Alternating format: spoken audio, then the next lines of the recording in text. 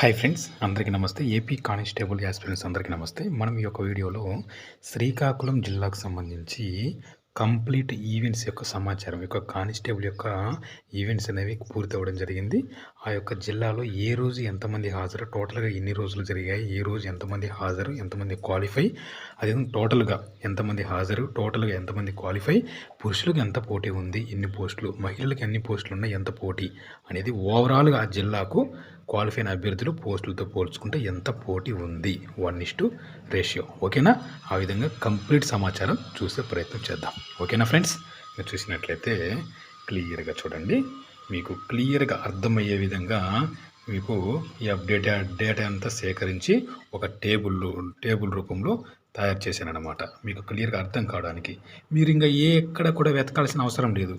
Events యొక్క సమాచారం శ్రీకాకుళం జిల్లాలో ఎంతమంది ఉన్నారు, ఎంతమంది హాజరు, పురుషులు ఎంతమంది క్లియర్గా చూసుకోవచ్చు.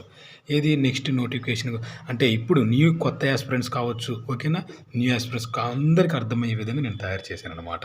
ప్రతి జిల్లాకు సంబంధించి ఇదే రూపంలో నేను వీడియో రూపంలో అయిపోయిన తర్వాత వెంటనే మీ ముందుకు నేను తీసుకొచ్చే ప్రయత్నం చేస్తున్నాను. ఓకేనా? ఇంకా చూసినట్లయితే మీకు ఇక్కడ క్లియర్గా అర్థమవుతుంది. ఇక్కడ ఈవెంట్ డేట్ ఇచ్చాను, హాజరు కావాల్సిన అభ్యర్థులు, హాజరు అయిన అభ్యర్థులు, క్వాలిఫై అయిన అభ్యర్థులు.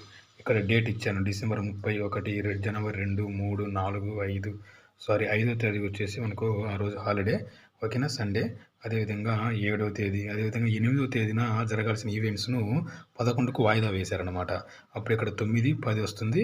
అదేవిధంగా 11, 16, 17, 18 చివరి తేదీ.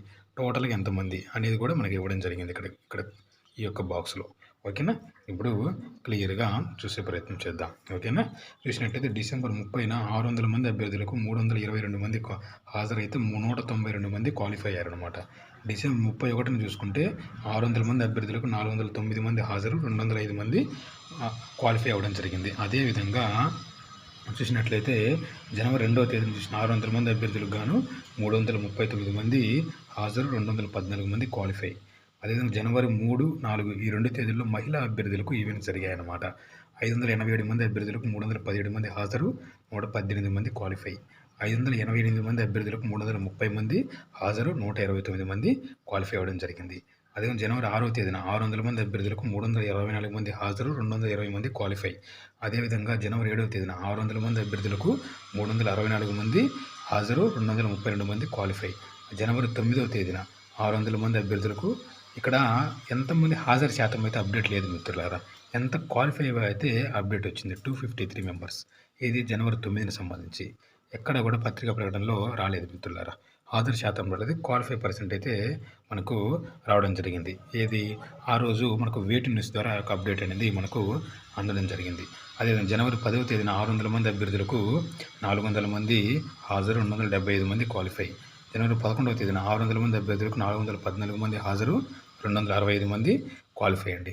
16వ తేదీన 600 మంది అభ్యర్థులకు 478 మంది హాజరు, 317 మంది క్వాలిఫై. అదేవిధంగా జనవరి 17వ తేదీన 600 మంది అభ్యర్థులకు 479 మంది హాజరు, 327 మంది క్వాలిఫై. బాగానే అయ్యిండ్రు క్వాలిఫై పర్సెంట్ అక్కడ.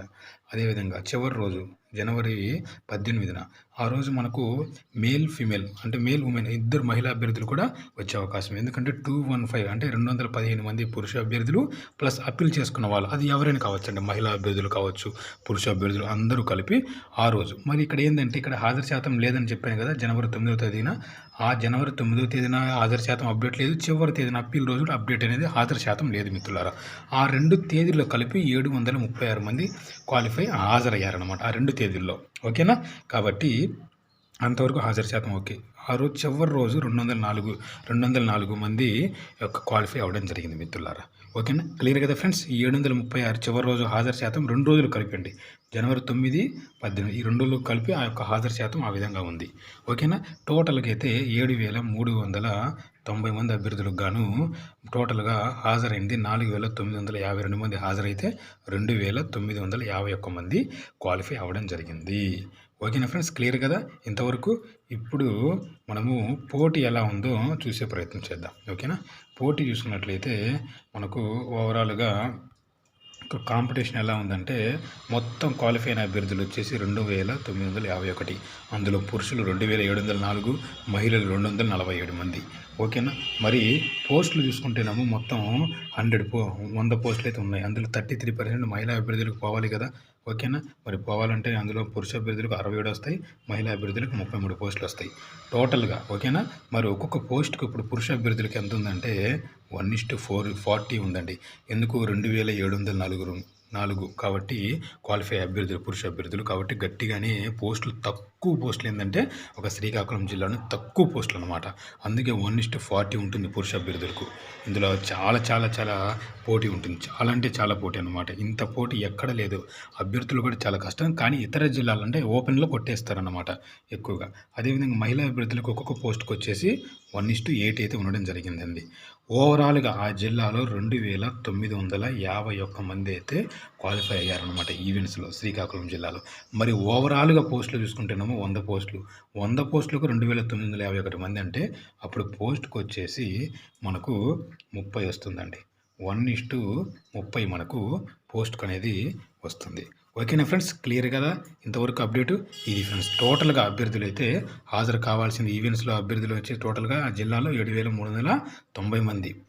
పురుషులైతే 6215, మహిళలైతే 1175. ఇది ఫ్రెండ్స్ క్లియర్గా అర్థమైంది అనుకుంటున్నాను. అదేవిధంగా మీ యొక్క జిల్లాలో సమాచారం అయితే మీకు అందించాలనుకుంటున్నాను. నచ్చితే ఒక లైక్ చేయండి, మీ ఫ్రెండ్స్కి షేర్ చేయండి. Okay friends, thank you so much. Next వచ్చేసి గుంటూరు జిల్లాకు సంబంధించి వీడియో చేస్తాను ఫ్రెండ్స్. ఓకేనా.